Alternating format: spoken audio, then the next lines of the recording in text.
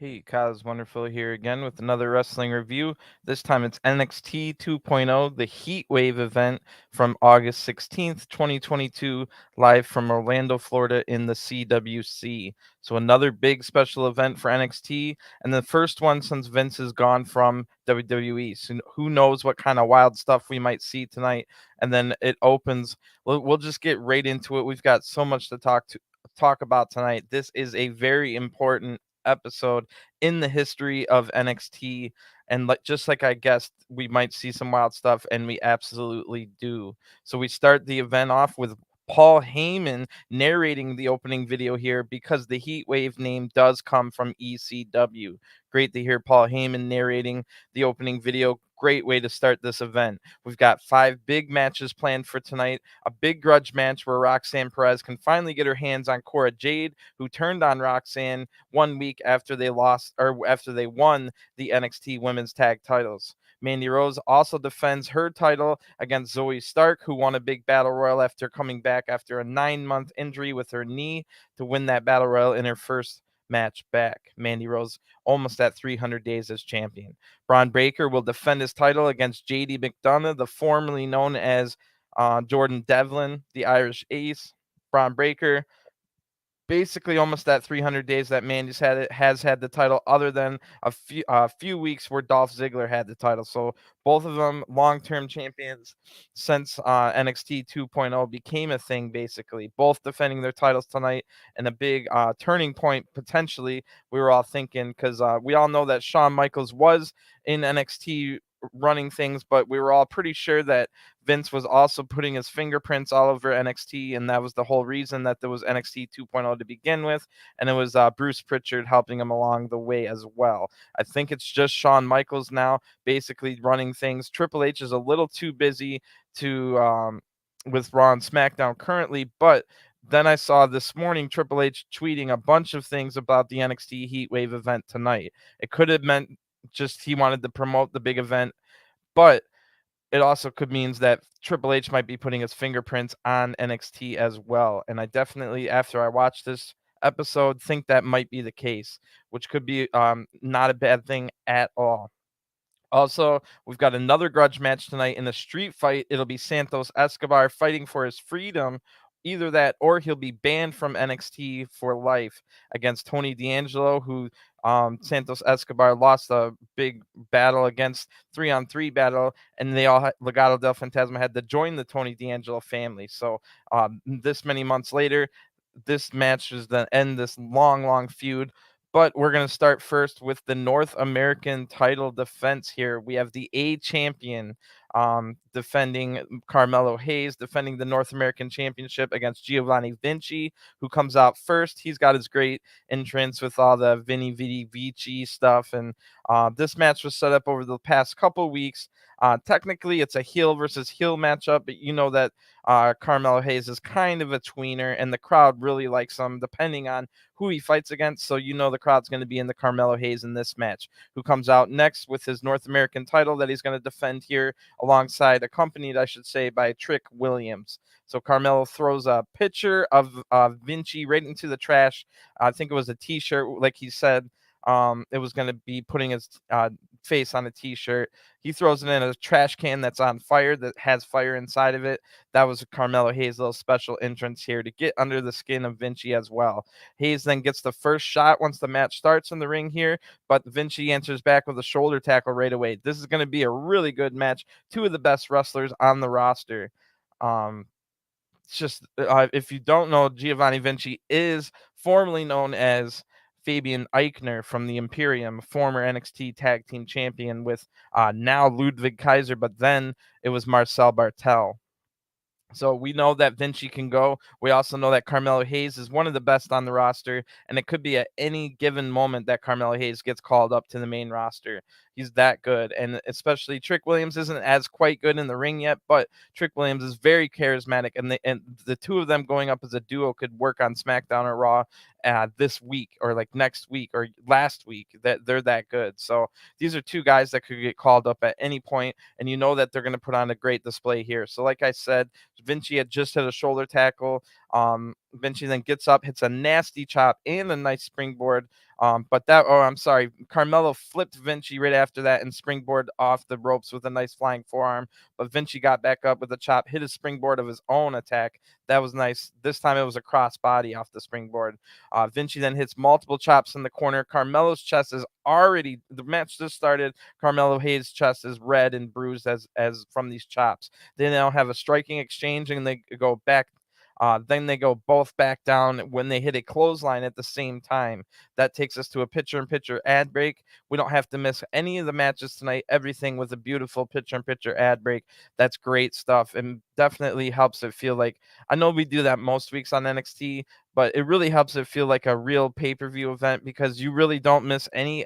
We didn't miss any matches or any like moment of any match tonight, which is awesome. So anyway, this has been Vinci gets Carmelo down with a big leg lariat right after they clotheslined each other. And this has been a great match from the challenger, Vinci, so far, who barely even looks like he broke a sweat or is breathing hard. So Vinci stays on the attack, applying a headlock now. Mello gets out and trips Vinci here, and that distracts Vinci long enough for Carmelo to get back on the attack. Carmelo mounts Vinci for some punches on the mat, but Vinci gets up and Mello hits a rolling pump kick that looked really good. Great move there. Mello then applies a front chancery to try and get some wind back into his lungs while making Vinci drain his stamina. Carmelo probably noticed the same thing I was, which that Vinci was barely sweating and not breathing hard. So this was a good move here. The front chancery is going to drain a little bit of the stamina of Vinci, and Vinci won't be so now we're from the ad break. When we return, Vinci gets out of this front chancery and catches a springboard move from Carmelo. That was really nice. It was like upside down, like when Vinci caught him. So Vinci's in this deadlifts Mello up and slams him down, quickly hitting a best moonsault ever, a springboard moonsault. Carmelo gets out of this and then rolls up Vinci for a 2 count. But then right after that, he gets Vinci hangs him over the ropes and is able to springboard off the other ropes. Carmelo hitting the fadeaway leg drop here. What a move. And I love that move. This match is really good. Like I said, 2 of the best. And this really is kind of the A championship. Carmelo Hayes isn't just talking out his butt, isn't blowing smoke. By saying that, it really does feel like he's the better champion than Bron Breakker. So anyway, Carmelo gets another roll up and hits a super kick here. Carmelo goes up to the middle rope, but Vinci catches. Oh, this is the one. So the other one must have been a regular catch. This is the one where Carmelo goes to the middle rope. Vinci catches Carmelo while he was upside down with a great show of strength. That was insane from Vinci, who's just jacked. He's jacked, but he could also do all kinds of agility type stuff as well. Kind of like the new Cesaro. I know they're both bald and European, so it's like easy to say like, oh, he's another Cesaro or Claudio Castagnoli, but he really does kind of have some of the same attributes as like pound for pound strength and stuff like that. So he's gonna be a big star, I think. We'll see how everything works out, but he's great in the ring, and so is Carmelo. This match is awesome. Let's get back to it. Vinci had just caught Carmelo upside down, slammed him down, but Mello is able to counter a power bomb attempt right after this, and Carmelo hits a nice like cutter. It was from like a suplex position, and then Mello hits the cutter here. That looked awesome. There were some great moves in this match. Carmelo now goes back to the middle rope and jumps over Vinci, but Vinci then kicks Carmelo out of the ring, so Vinci was able to avoid that attack.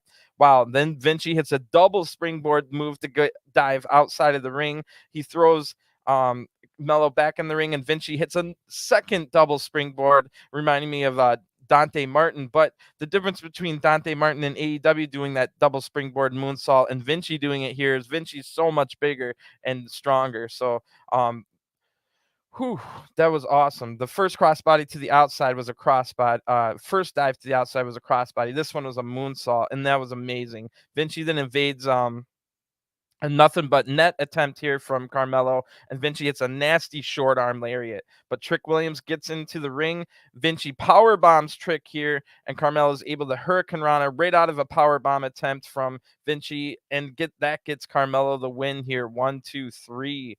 He definitely needed Trick's help. Wow, the winner of this match by pinfall, and still NXT North American champion Carmelo Hayes. So wow, what a high level of quality in this match. Great way to start out the Heatwave event. Really gets you into the mood for some wrestling. And I was surprised to see 20 minutes have already passed in the show. Of course, there was like a little opening with the Paul Heyman stuff and whatnot, but so it wasn't like a 20-minute match, but it was probably 15 at the least, and it was high quality all the way through. Like I said, we got to see what happened during the commercial break. So no breaks during the match. Of course, the crowd was into everything. They basically just cheered everything. There wasn't really, even though both men were heels, nobody was really getting booed. Some people could say, oh, well, that's a mistake, but I don't really care about cheating and booing and all that stuff. I just like when people can cheer for who they want to. And they they cheered for Carmelo more, but um, I don't think it's a bad thing that nobody was really getting any heat or anything like that. It doesn't always have to be about heat, in my opinion. You can just have good matches to have good matches, and that'll just pump up the crowd in general. No like attacks or anything like that. We just move on to the next segment. So again, really good. Make sure you go watch this match. It'll be one of the better matches in North America this week. I say North America because G1's going on with banger matches after banger matches, but this Carmelo Hayes Giovanni Vinci match definitely going to be one of the best North American matches this week. Make sure you watch it. It was 15 great minutes of action, just crisp moves, really high level, like difficult moves to hit, and they're all fluid and awesome. So great stuff there. Now we see Toxic Attraction. They arrive to the arena, or I guess it's just the Performance Center. But then Bron Breakker, we see him um, get there as well. And then weirdly, they talk to each other. So it's not that often we see Bron Breakker interacting with Toxic Attraction and Mandy Rose. They Bron doesn't do much, but Mandy's definitely flirting with him or something and checking out his butt as he leaves. So that was interesting. Um, so just a random meeting of two champions here, or was it going to be a sign that they're both losing their titles tonight? That's kind of what I thought tonight when I saw that. I'm like, because these are the two big champions ever since NXT turned that 2.0 11 months ago. Like they haven't had the titles for 11 months, but they were just like, as soon as it turned to 2.0, these were the two stars, and then they eventually got the titles within a month or two, and then have pretty much had them ever since. So this was interesting for sure, and was really like we went into this event thinking it might be a turning point or like a start of a new era or something like that. And after this event, I really do. So let's see if the new era starts with new champions, maybe one new champion, or do we go into the new era with both the same champions we've had before who have been dominant champions. So we'll find out. We'll get into that. But now we see that Julius Creed, it's like from his phone, a video from his phone over the weekend. Julius Creed says that while watching all the tape, he found what he needed to find, and Julius will let everybody know today. So now we see a live shot of all four Diamond Mine men, no Ivy Nile here. So the fact that Ivy Nile is not here and the four of them are about to come out, that definitely immediately made me think of the Apollo Crews having a vision for the future. We all know that Apollo Crews, when Apollo Crews came back, he had those vignettes where one time he was in a diner, the other time it was in a back alley, and seemingly he was able to see into the future. And then it was kind of blown apart when Zion Quinn attacked Apollo Crews from the crowd, and then Quinn even mentioned after that, I was like, well, if you really see the future, why didn't you see me coming through the crowd there? But maybe we thought maybe that was going to be the end of Apollo Crews, quote unquote, seeing into the future after those vignettes. Then Zion Quinn kind of called him out on saying, well, why didn't you see me coming from the crowd with the sneak attack? But now last week, if you remember, we saw Apollo Crews have a vision. It had green lighting all around it with the four Diamond Mine members struggling, hilariously struggling, like I'm falling and I can't get up. It was ridiculous. And I thought maybe the green lighting was just because like, oh, that's Apollo Crews, like green is his color, it always has been. So we go to an ad break, and I was definitely wondering if Apollo Crews was going to be correct about his vision about the Diamond Mine, as the four of the men are about to come out with no Ivy Nile. But when we come back from a break, we have a little vignette video or whatever with Von Wagner and Mr. Stone. Mr. Stone says 2 weeks ago, Solo Sikoa got the victory over Von Wagner. But Solo's now out injured for 6 weeks, but Von Wagner's still here standing. Von Wagner's such a good athlete that he could walk into an NFL team right now, which is definitely not true. Von Wagner then says, anyone smaller or weaker will not survive in my jungle. Which oh, that reminds me. I was just thinking, well, who's bigger than Von Wagner? Well, what's his name? God, why can't I remember his name?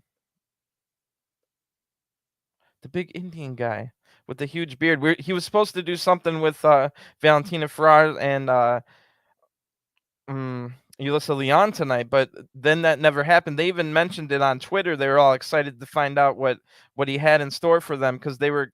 That's weird that never happened tonight, because there was definitely supposed to be a Valentina Ferrar and Yulisa Leon segment, but that got cut from time issues, I guess.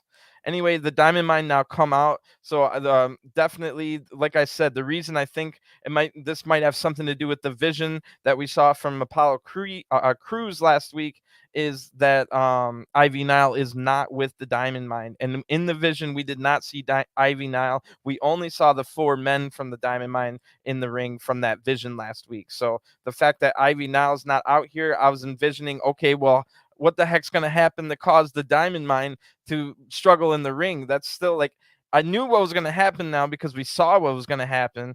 But how are we going to get to that point? So I was so intrigued. So Julius Creed gets in the ring. He's with the 4 other 3 guys. And Julius Creed says, about a year ago, my brother and I got a huge opportunity to work with a legend like Roderick Strong. We took him up on the offer. We worked hard, and when we were able to win the Dusty Classic and the NXT tag titles. But recently, somebody's been trying to destroy the Diamond Mine, and that person is Roderick Strong. So Roderick Strong says, are you kidding me? I brought you guys in so that you could have guidance, something I never had when I was young in the business. And now look at you already. You've got the tag titles. You could be one of the best tag champs in the world. I would put you against the Usos right now. So Julius Creed now gets mad and says, we're not the future. We're the now. And you will stab us in the back as soon as you get the chance, Roddy. So Roderick Strong then says, be very careful with the next words you say.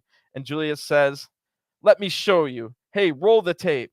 And then we see from 3 weeks ago, Roderick Strong accidentally hitting Julius Creed in the face when it was that 4-on-4 match between Tony D'Angelo's family and the Creed, or all 4 of the Diamond Mine. So Julius, after we see that, Julius Creed says, see, look at that. Tony D'Angelo tapped on the mat right before that you hit me. Was that a signal for you? And Roderick Strong says, what? No, I don't even like Tony D'Angelo. I don't even talk to him. Maybe that was just a tick that he has. I don't know what it was.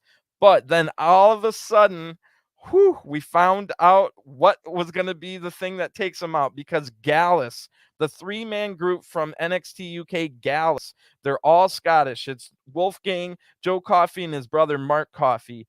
Gallus, who also has a green lighting effect for their entrances with a great song. If you've ever seen NXT UK with a Gallus entrance, you know it's a great entrance. And wow, so the Apollo Vision wasn't the Apollo, it wasn't green because that's Apollo's color.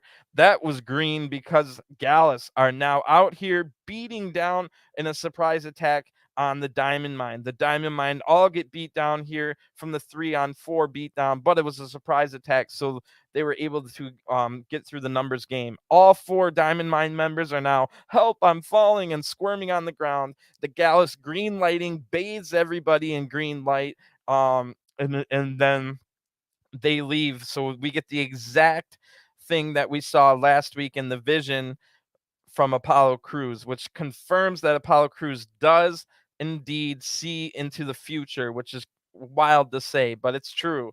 It's true. We saw it. So with the green lighting and everything. So this is big, big news. All 4 members of the Diamond Mine are down, and this is exactly what Apollo Crews saw. And Gallus, wow, Gallus, are they here to stay? Is this just a thing? But those questions are kind of answered later on when we get more things happening. But this is big news. So Apollo Crews can see into the future. Gallus are here in NXT 2.0. Wolfgang, Joe Coffey, Mark Coffey.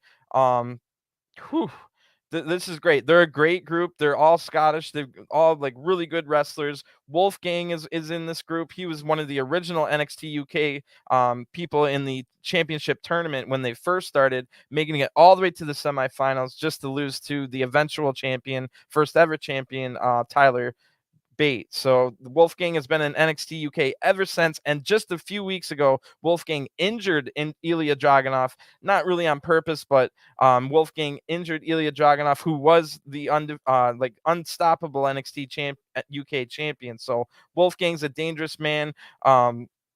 Was it Joe Coffey just won the UK Heritage Trophy, which is a rounds type trophy, kind of the equivalent of the North American title in NXT UK. So they are a great group. The Coffey brothers, a great tag team. Wolfgang, big guy. They're all kind of three big. So this is big news here. I wonder if they're here to stay. But like I said, I think they are, especially because of things that happen later on in this show. So Gallus is in NXT UK, NXT 2.0. So in the back now, we see Roxanne Perez, who says, "This is the most nervous I've ever been for a match. I never thought I'd be in the ring with my best friend. Cora ruined our friendship, and now she'll pay." Now we can hear in the background Cora Jade's new music playing, which starts with "The Generation of Jade," like her saying that. So by the way, Roxanne had kind of a terrible crying voice for her promo, exactly like Deonna Purrazzo sounds like she's about to cry every time she's saying a promo. Hopefully, this was only because it was like, I don't know, Roxanne was trying to put on a little bit of a something because this was a big grudge match. And hopefully it's not going to be every Roxanne promo, because those are hard to listen to when you're like sounding like you're going to cry on every word that you say over the microphone. So anyway, Cora Jade's coming out for this big grudge match here, and we go to an ad break. Cora Jade in all black with her new music. The music sounded pretty good. It fit her new character a whole lot better. So when we come back from the ad break, we now see Zoey Stark getting warmed up in the back for her big title match later on against Mandy Rose. Nikita Lyons now walks in as we don't hear what they say, but Nikita Lyons was just basically pumping up Zoey Stark here, as Nikita Lyons is going to team with Zoey Stark on SmackDown this Friday against Natalya and Sonya Deville in the first round of the WWE Women's Tag Team Championship Tournament. After that, we also see JD McDonagh is preparing for his match against Bron Breakker later by taking an ice bath. He's just kind of relaxed in an ice bath here, getting his mind focused.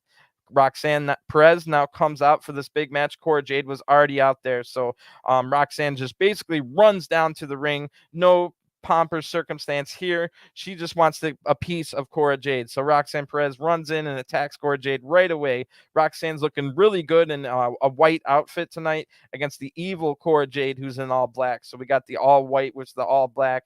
I love that. So they were looking good in the white versus black, good versus evil here. So Cora Jade uses her size advantage here. Who Cora Jade's not big, but Roxanne Perez is just that damn small. Cora Jade uses her size advantage to change the match in her favor at the start here. Perez is going to have to get used to being the smaller woman in every match, though, so she's knows what to do. Anyway, the bottom of the screen that I see that they've added more NXT live events throughout all the fall. That's a great thing. That just gets everybody more experience. And when they get back to the TV show, they're going to be even better because of these live shows on the Largo Loop. That's great news. Anyway, back to this match. Roxanne hits a drop kick, but Cora battles back with a forearm. Then Roxy knocks Cora right out of the ring and wants to dive out to her, but Cora counters it with a big forearm, blocking that dive. That looked nasty. So Cora then hits a snap suplex on the mat outside the ring, and we go to a picture-in-picture ad break. When now Cora is going on the attack back inside the ring, Cora rolls her. A couple attacks here outside the ring, back in the ring.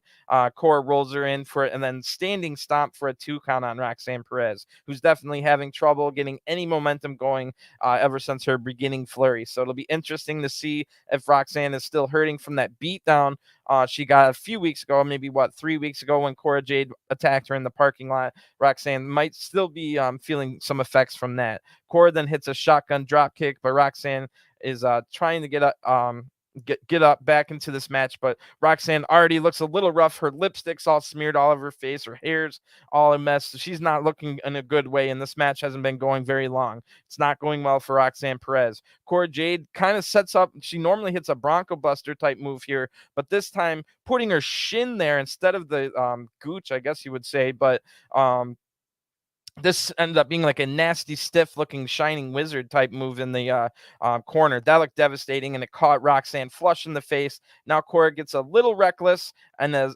misses a running attack here. Cora then is able to use her size advantage to block a Russian leg sweep. So Cora pulls the hair to hit another move as we come back from the ad break. Roxanne's hair is a mess. Her lipstick smeared. She's in big trouble here. Cora then applies a hold on both arms, stretching out the shoulders of Roxanne Perez, working on the shoulders here. Crowd cheers for Roxanne to fight back, but Cora is able to keep her in the hold, again using her size advantage. Roxanne gets out, then hits a nice move, but then Roxanne almost wins it with a roll up, trying to get a quick roll up here because she knows she's been damaged a lot. She could always try and fight her. Some people might say, why are you going for a roll up in a grudge match? But Roxanne Perez knows that she's been damaged, so she can, she'll get some damage on her some other time, at least get the win. So that's why she's doing some roll ups here. I know some people are going to complain because, it's a grudge match. Why are you trying for roll ups? But it makes sense if you think about how much damage Roxanne's taken. Cora does a nice jackknife pin here, but Roxanne bridges out of the pin and then she looks for a backslide pin, but she can't get it. So both women turn around and hit pump kicks to the face at the same time, knocking both women down. That looked really good. So they get back up. Roxanne blocks a punch, but Cora gets her back down. Roxanne quickens the pace now, hitting 2 running strikes and a cornerback elbow all in a row. Roxanne hits the Russian leg sweep that she was looking for earlier, and Roxanne definitely needed that flurry to get back into this match. Roxanne hits another slam, getting a 2 count, then yells out in frustration here. Roxanne hits a knee to the gut, but Cora Jade is able to block the pop rocks, the finisher, the code red from Roxanne here. Cora blocks it. Then Cora Jade goes back on the attack, getting a 2 count on that one. Pretty good match here. Cora Jade now goes over to the steps and pulls out her black kendo stick. Roxanne ducks under the kendo stick shot. By the way, this is not a no DQ match. That would have been a disqualification, but Cora Jade didn't care. Roxanne ends up with the kendo stick now, and she tries to use the stick, but so Roxanne didn't care about getting DQ'd either. Cora takes advantage of the hesitation, though, because Cora really didn't want to use it and get DQ'd. So the hesitation destroys Roxanne's chances here because she gets hit with a DDT right onto the kendo stick for the 1-2-3. The winner of this match by pinfall, Cora Jade. So this was a really good match. I mean, they're both still kind of young. It's not going to be like 4.5 stars. This was still very adequate. It was a good grudge match. Like I said, I think Roxanne knew that she was getting beat up hard, so that's why she started going for like quick pins and stuff like that instead of just Roxanne. I mean, we saw that with Bayley. This is the same storyline Bayley had where she wouldn't use the kendo stick because of her morals and stuff like that. This one's a little bit different because it would have also been a DQ. So you could say Roxanne, like, it wasn't really a moral issue. She just wanted to win the match kind of issue, which she already showed she wanted to win the match because of the quick pin. So it'll be interesting to see where this one goes from here. I don't really know where it'll go. Are they going to fight again? Is this it? Are they going to continue to feud for the next couple months, or are they going to go their separate ways? So I'm definitely interested to see where that one goes. Both women are pretty good. I think Roxanne Perez definitely has the higher ceiling, but Cora Jade has definitely shown that she's way better in this heel role than that babyface role she was playing before. So this is all good all over the place. It's been a really good show so far. Only 2 matches in, and it's been some great stuff. And then we had also Gallus debut from NXT UK, the trio of Gallus. So in the back are the NXT UK tag team champions, but they're not from the NXT UK. It was Josh Briggs and Brooks Jensen alongside Fallon Henley. They just happened because we kept sending people from NXT 2.0 over to the UK for excursions. They just happened to have the tag team champions get injured. Briggs and Jensen were just happened to be in the UK, and somehow they decided to put the titles on Briggs and Jensen, who have defended it twice now, once back in the UK and once here against Pretty Deadly. So Josh Briggs is talking about Pretty Deadly here. If you remember, they were having some beef last week where Fallon Henley also got kicked out by Lash Legend, who seems to be working with Pretty Deadly now. But we never see Pretty Deadly or Lash in this show. There was a lot to cover in this show. Anyway, Josh Briggs says Pretty Deadly got one up over on us, but we'll be taking them out soon. And then Gallus has not been escorted out of the building yet. Gallus is pushing around a bunch of security guards that are around them, and Gallus say to Briggs and Jensen that they want the NXT UK tag titles and that they will take over NXT 2.0. So that does not, or that confirms that Gallus is not just leaving. This was not a 1 week thing. So Joe and Mark Coffey, the Coffey brothers, want a title match next week for the NXT UK titles. And I'm sure we might get that. And I'm sure Gallus is probably going to win the titles, which would make Mark Coffey, I can't remember which one has the Heritage Trophy, but he would be a double champion if that happens. So that's pretty wild. Wild to see Gallus here and just all of a sudden causing chaos in the back and challenging Josh Briggs and Brooks Jensen. So this is pretty cool. I was definitely wondering what the heck they were going to do with the NXT UK tag titles, but maybe now we have our answer. So I'm thinking Gallus are definitely winning those titles next year, and probably means they're on NXT 2.0 full time. And I'm also now kind of questioning at this point, what is the future of NXT UK? There has been rumors. Well, it's more than rumors. NXT UK canceled their latest round of tapings. They didn't record any more shows. They've still got like 3 or 4 shows in the can. We're currently in a tournament right now to crown a new NXT UK champion, but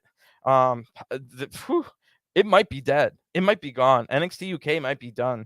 I'm not quite sure, but let's get through the rest of this show and I'll talk about it more. But it does not look good for any of you NXT UK fans.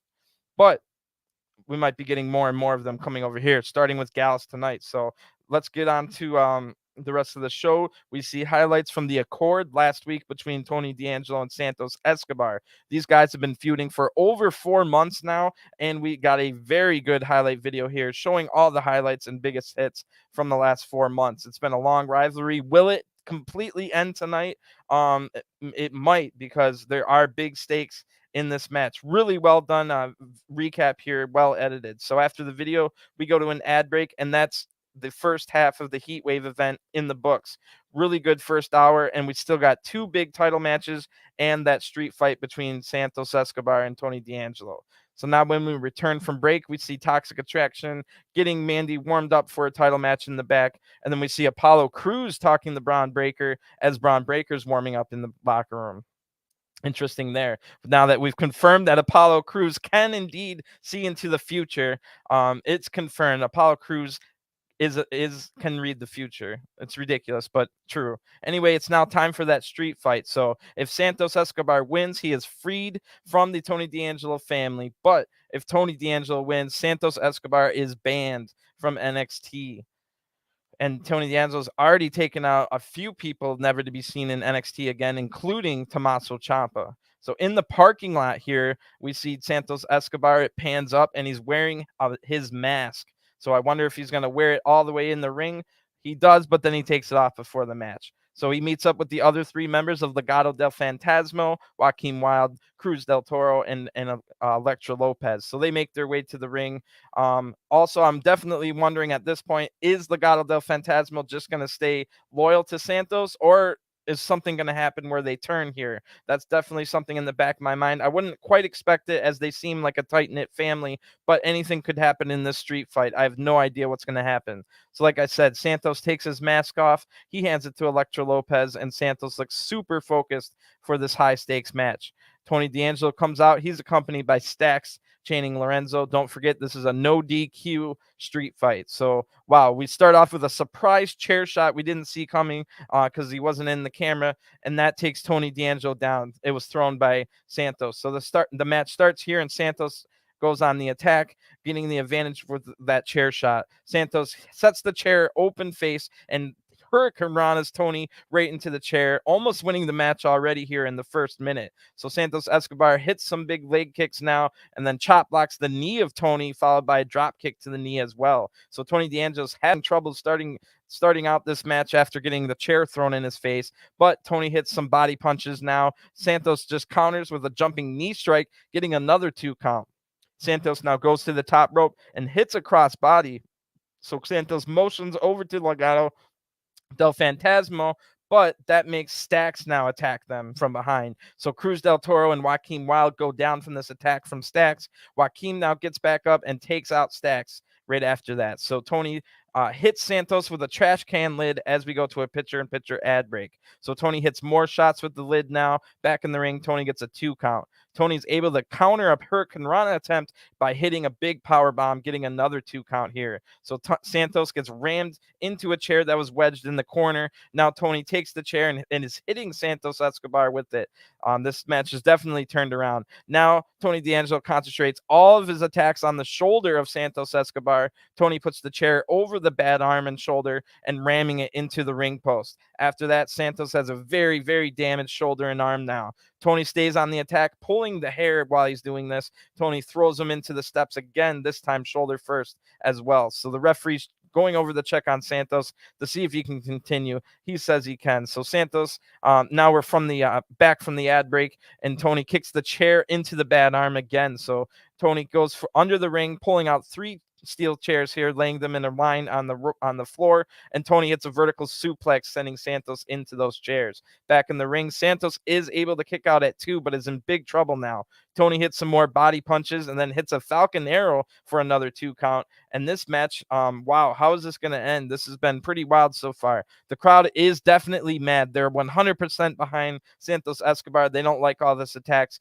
that Tony D'Angelo is doing. So now Stacks gives Tony a trash can from the outside, and Santos gets hit with it for another 2 count. Tony now talking some trash that allows Santos to block the next attack, recovering a little bit. Santos then picks up the pace, hitting some running attacks in a row, followed by a Hurricane Rana. Santos then blocks another attack, hitting a kick and a middle rope attack right after that.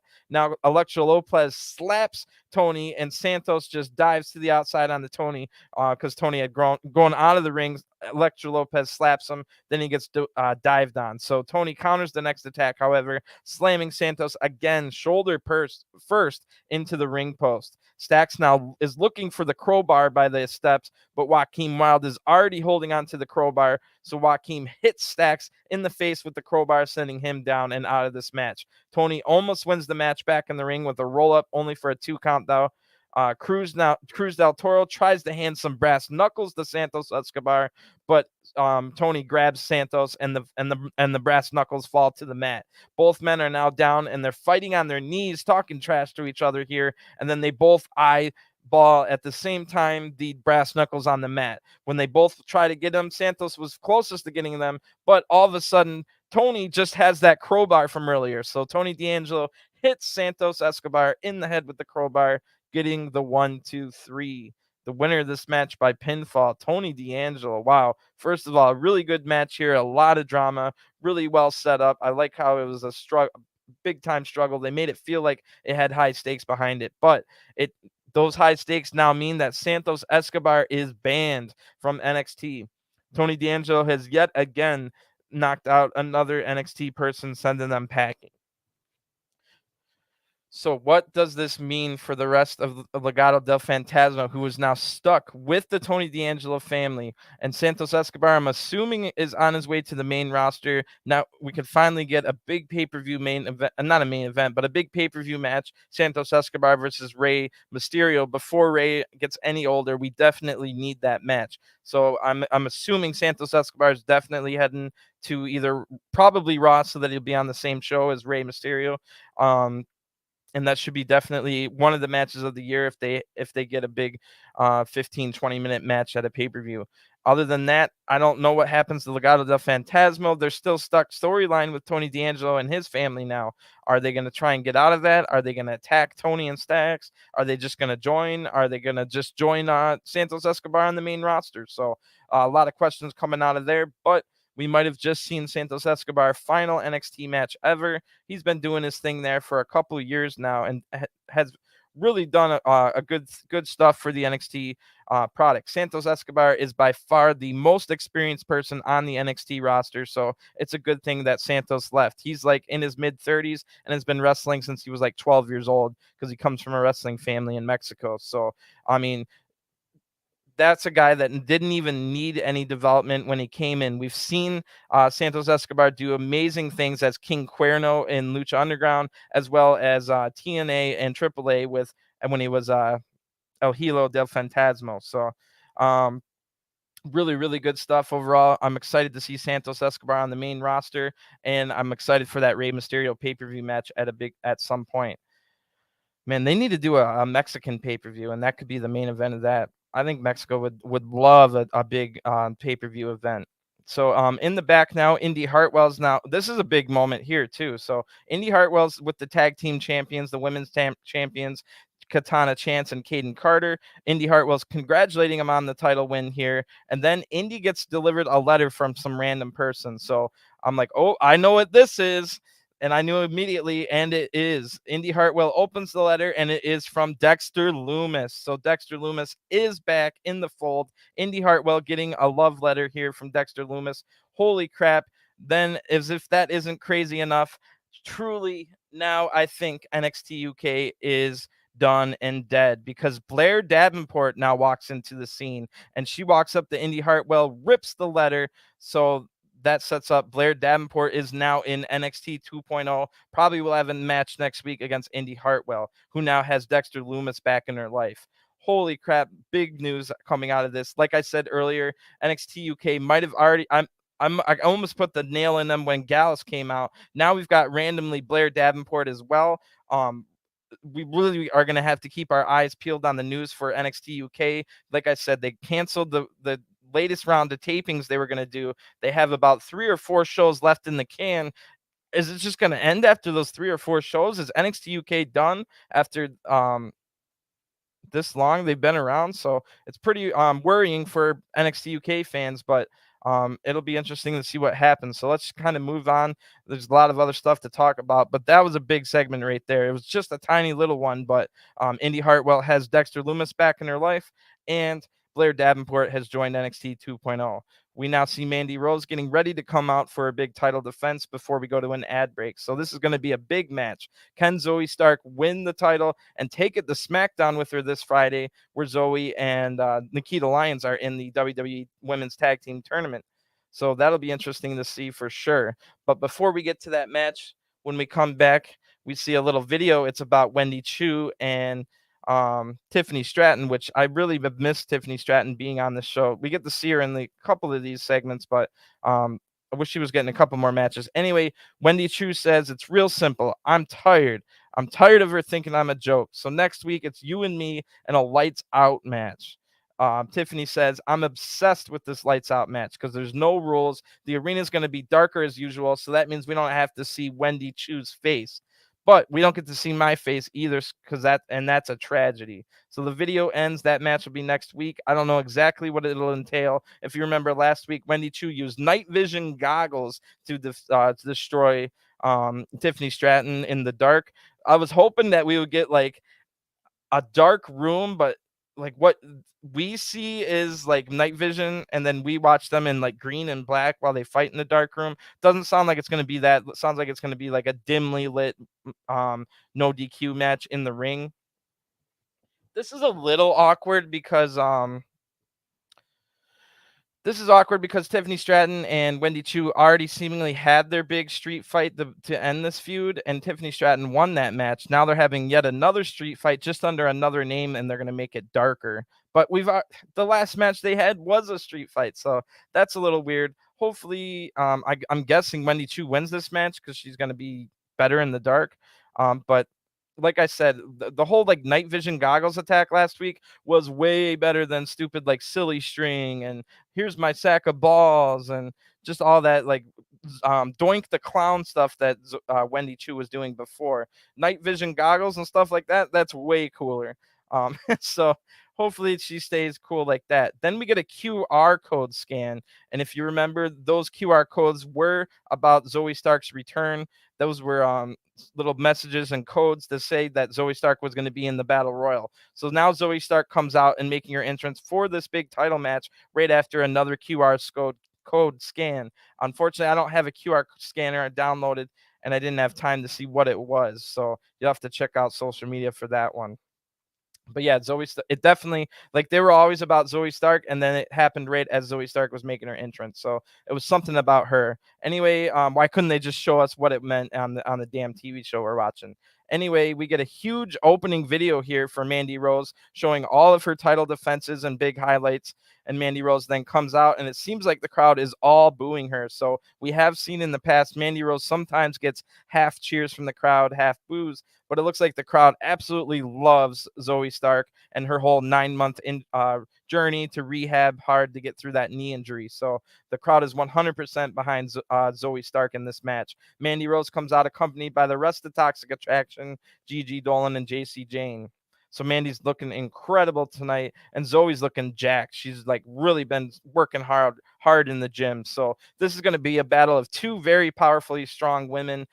Both have a lot of strength, and it's going to be interesting to see who's stronger, or who's able to use their agility or stuff if the strength is equal. So Zoey then catches a kick right at the beginning to start this match. Zoey goes for a finisher already, that flipping GTS. That might have ended it right away, but Mandy is able to block it. Zoey hits some major forearms now, taking Mandy right out of the ring. Zoey hits a baseball slide to Mandy's face outside of the ring. Now Mandy takes control, hitting Zoey into the apron and onto the announce table, and then Mandy slams the surgically repaired knee hard into the table. Zoey screams in pain here as we go to a picture-in-picture ad break. So the trainer is now looking at Zoey Stark's knee, and Mandy throws Zoey back in the ring. Mandy attacks the knee further here. The surgically repaired 9 months out on an injured knee. So the knee is now getting hit into the ring post as well. Zoey Stark is in trouble already, but she's trying to get up and keep fighting. She hits a chop, but Mandy's able to take her right back down. Then Mandy applies a leg lock on that bad knee. Zoey's caught in the middle of the ring on this one. Perfect game plan for Mandy Rose. You might not like it, but it's a good game plan if you want to win the match. Anyway, test Zoey's knee out and then destroy it.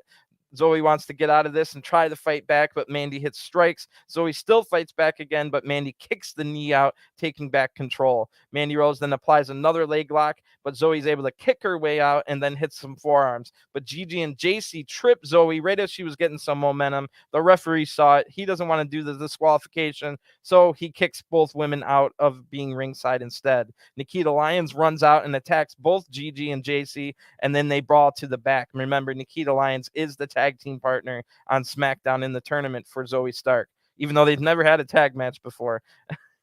Anyway, Zoey gets a roll up here, almost winning the title for a 2 count, but Mandy then hits a chop block to the bad knee to take back control. Mandy now hits more knee attacks and then does a pose. Zoey gets up with the help of the ropes, but Mandy hyperextends the leg over her shoulder. Wow, Zoey Stark is in big time trouble. At this point, it might cost Zoey not only this title, but she's going to be in a bad way for that tag tournament on Friday. Might cost her 2 titles. So Zoey now hits a knee strike and a chop, getting back into this one. Zoey hits 2 lariats and a nasty knee strike right after that. Somebody had a nip slip here because the screen goes to black on a pinfall. I think Zoey made the cover for a 2 count. Zoey then hits a thrust kick, but the pain in her planting leg was too hurt on that one, and Zoey is able to get back up, but is limping severely. Mandy then hits a nasty looking suplex that Zoey's just barely able to kick out of, and this match is at a critical point now. Can Zoey get some attacks, or will Mandy just finish it? And wow, Zoey goes for and hits the flipping GTS finisher, but that attack hurt Zoey's own knee. She's not able to make the cover. Eventually, Mandy rolls out of the ring and then hits Zoey's knee into the ropes on her way back. Mandy comes in, and seeing her opponent hurt here, Mandy tries to take the knee brace off of Zoey, but only gets it halfway undone. I think she unbuckles it, but it doesn't come off. Zoey then rolls her up for a 2 count on while Mandy was distracted on that. Mandy then hits her big pump kick knee strike. That is her finisher. But Zoey is the first person ever to kick out of this. The fire inside of Zoey Stark tonight is enough to get her to kick out of the pumping knee strike. Mandy Rose is like, holy crap, what's going on? So Mandy takes the knee brace off. Remember, she had undone it. The knee brace is off, and Mandy Rose puts it on her own knee. I knew exactly what was about to happen. Mandy connects with another nasty pump knee strike, this time with the knee brace. Big metal knee brace on the knee. and that gets the 1, 2, 3. The winner of this match by pinfall, and still NXT Women's Champion, Mandy Rose. So while defeated by her own knee brace, Mandy will now go on to pass 300 days as NXT Women's Champion. Who the heck is ever going to take the title off of Mandy? This was another chance for them to make a star here. The crowd wanted it, and they still didn't pull the trigger. It makes sense storyline wise that Mandy attacked the knee. The knee wasn't quite 100% or whatever. So it does make sense if you think of it like that. But who the heck's going to be the one to beat Mandy ever? They I guess they're waiting to choose the perfect person. Maybe it'll be Roxanne Perez, but she just lost to Cora Jade earlier in the night. So maybe in my opinion, maybe Nikita Lyons is going to be the one to finally beat Mandy Rose. I don't think they've had a match, or if they did, it was non-title. I don't think she's had a title match yet. Yeah, they did have one match, but it was of course Gigi and JC got involved. So we now with Nikita Lyons, remember she was brawling with Toxic Attraction during this match. So I could see Nikita Lyons being the next challenger and maybe the person to finally win the title. So this is not gonna lie though, it definitely seemed like maybe I'm not gonna say that. I'll keep that to myself. But anyway, Mandy Rose and Nikita Lyons, that should be a pretty good match. Both women are big and powerful, just like this match. But I do kind of feel bad for Zoey Stark. Where does she go from here? We're going to see her on SmackDown. Is she going to be too beat up? Is she going to be okay for that match? Or is she going to be limping severely? So that'll be interesting. So when we come back, if you follow my NXT Level Up reviews, you'll know that I've been saying for weeks Quincy Elliott is beyond ready to make his debut on NXT 2.0. The crowd absolutely loves him, and whenever he does come out on NXT 2.0 on national TV, the people are going to be like, "Who's this Quincy Elliott guy?" And then they're going to hear the crowd reaction, and they're going to be like, "Oh, he must be a big deal." So Quincy Elliott is a little video here, and he says, "I'm bringing all of this to NXT. I look to my left and my right, and I see people of all different walks of life. I never struggle with being different. Everyone might be superstars, but I'm the super diva." So wow, I've been waiting for this moment. Quincy Elliott, he has a how do you say this? Like an effeminate gimmick. I don't know if it's real life or like just a gimmick. I don't know his personal stuff, but the crowd loves him. He's really charismatic. He's about 300 something pounds and has good agility. So he's got some good power moves. He's been working on his game. He's been having really good matches on NXT Level Up, and I'm thinking he'll be here next week. Like I said, that crowd's going to go absolutely wild, and then everybody that doesn't know who Quincy Elliott is, they're going to be like, "Oh, this guy must be a big deal." So that's going to work out pretty good. In the back now is Grayson Waller, who we haven't really seen wrestle in like a month now. I wonder if he got a little injured. Anyway, Waller says, "I didn't back down to Apollo Crews last week. Everyone's just too scared to say it, but Apollo's selfish and he'll stab anyone in the back." So that's interesting there. Grayson Waller might. It takes a con man to know a con man, if you know what I'm saying. Grayson Waller, who is a con man and a scumbag himself, can see that those same qualities that he has in other people. So I'm wondering if Grayson Waller's actually telling us the truth here, and that Apollo Crews is going to be because remember, Apollo Crews does kind of want the NXT title. Maybe he'll do it by any means necessary because he can see into the future. So interesting here from Grayson Waller suggesting. Sorry, my knee is killing me. Interesting that Grayson Waller suggesting that I'm sure that that's a little foreshadow that Apollo Crews is going to turn heel at some point soon, because it takes one to know one kind of deal. So anyway, there was really good chemistry between Grayson Waller and the interviewer Mackenzie Mitchell here. It wasn't like stuff I could write down. It was just like really good chemistry between those two. So that made this interview segment even better. Almost, it was like extra level chemistry. I wonder if they're dating or something. But he also says that next week it will be the debut of my talk show, The Grayson Waller Effect. So here we go again, just what we need. Another talk show in WWE. We've had about 50 talk show segments in WWE in 2022, 30 of them, of course, being Miz TVs. But we've had like KO shows at WrestleMania and all kinds of other things. So his guest next week is going to be Apollo Crews. Apollo Crews can see into the future, so he'll know what to expect. And that'll be interesting. It seems like Grayson Waller is going to call him out for what he just said now, is that you're going to just stab everyone in the back. You're a scumbag. You're just a good guy on the outside. So that'll be interesting. And it is time for the main event as JD McDonagh comes out looking confident for this match. Braun Breaker then comes out wearing like Diamond Mine blue singlet. That makes me think, well, if Braun Breaker ever joins the Diamond Mine, maybe like if he loses the title and he's looking for something to do before going to the main roster, maybe joining Diamond Mine wouldn't be too bad, because he's definitely wearing Diamond Mine blue here, and he would definitely fit the bill.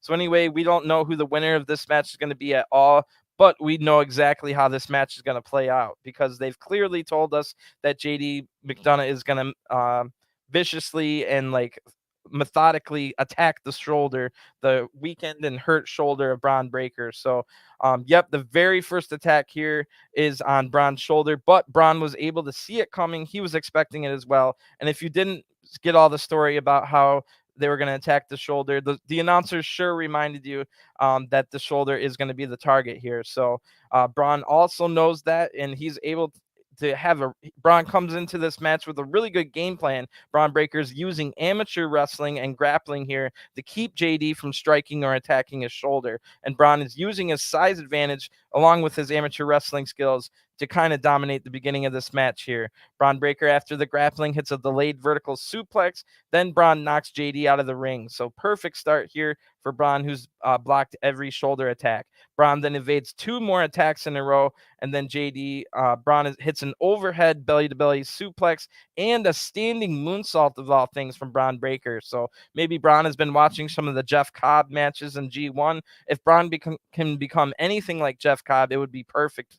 That would be a perfect like move set for Braun Breaker. So Braun is able to evade another attack here, then hit a shoulder tackle. So JD rolls out of the ring as we go to a picture-in-picture ad break. The irony not lost on everybody that he hit a big shoulder tackle there, because that is going to be the last attack Braun Breaker gets for a while, because once they get on the outside, JD does go on the attack here, and he gets his first attack, then goes back in the ring with a nice looking slingshot twisting like attack. I think it was a splash or a forearm or something. That looked awesome. He did a 360 in midair. Then JD hits a snap suplex, and it looks like JD has changed his strategy. He's stopped looking for the shoulder so that he could wear down Braun Breaker instead. So the good mid-match adjustment here from JD McDonagh. JD then hits some attacks, but is now working over the neck and the back. So he has changed his game plan to work over those muscles that are attached to the shoulder, since Braun Breaker was just blocking every shoulder attack. So while we come back from ad break now, Braun Breaker is able to get control, but JD evades an attack and then hits a neck breaker. That was a big move here because it was on top of the turnbuckle, right on where the exposed steel is. So JD has decided to attack the neck and the upper back surrounding the bad shoulder. JD hits hammer and anvil elbows right into the neck over and over, and then the attacks seem to be wearing down the shoulder as well now. JD applies an arm bar. This affects the shoulder and the neck area. JD has made a great mid-match adjustment, like I said, to stop targeting the shoulder and go after the other stuff.